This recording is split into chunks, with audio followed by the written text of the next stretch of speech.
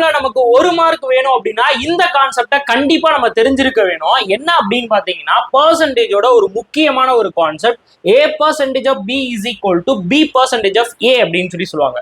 For example இப்போ உங்களுக்கு வந்து 22% of 50 அப்படின்னு இருக்கு அப்படின்னா இதை நீங்க எப்படி எழுதலாம் அப்படின்னு பாத்தீங்கன்னா 50% of 22 அப்படின்னு நம்ம எழுதலாம்.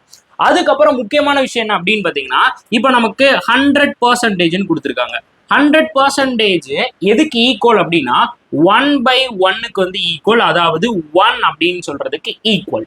இப்போ அதே இது 50%ன்னு வச்சுக்கோங்களேன். இந்த 100 நம்ம எதால டிவைட் பண்ணியிருக்கோம்? 2ஆல டிவைட் பண்ணியிருக்கோம். 1/2ஆல டிவைட் பண்ணியிருக்கோம். அப்போ 1ஐ நம்ம எதால டிவைட் பண்ணணும்? 2ஆல டிவைட் பண்ணா 1/2. அப்போ 50%ன்னா என்னது? 1/2. அதுக்கப்புறம் 25%. இந்த 50யை நம்ம எதால டிவைட் பண்ண போறோம்? 2ஆல டிவைட் பண்ண போறோம். அப்ப இந்த 1/2 நம்ம என்ன பண்ணணும்? இன்டு 1/2, அதாவது இதையும் நம்ம 2ஆல டிவைட் பண்றோம். அப்போ 1/2 இன்டு 1/2 எவ்வளவு அப்படின்னு பாத்தீங்கன்னா 1/4. சூப்பரா. இப்ப அதுக்கடுத்து இந்த 25 நீங்க 2ஆல டிவைட் பண்ணா எவ்வளவு வந்திருக்கும்? 12.5% வந்திருக்கும். அப்ப இங்க என்ன பண்ணுவீங்க? இன்டு 1/2 பண்ணுவீங்களா? பண்ணீங்கன்னா எவ்வளவு கிடைச்சிருக்கும்? 1/8 வந்து கிடைச்சிருக்கும். அகைன் இதை நீங்க ஒரு 2ஆல டிவைட் பண்ண எவ்வளவு கிடைச்சிருக்கும்? 6.25% கிடைச்சிருக்கும். அப்ப இங்க நீங்க திருப்பி 1/2ஆல மல்டிபிள் பண்ணீங்கன்னா 1/16 கிடைச்சிருக்கும்.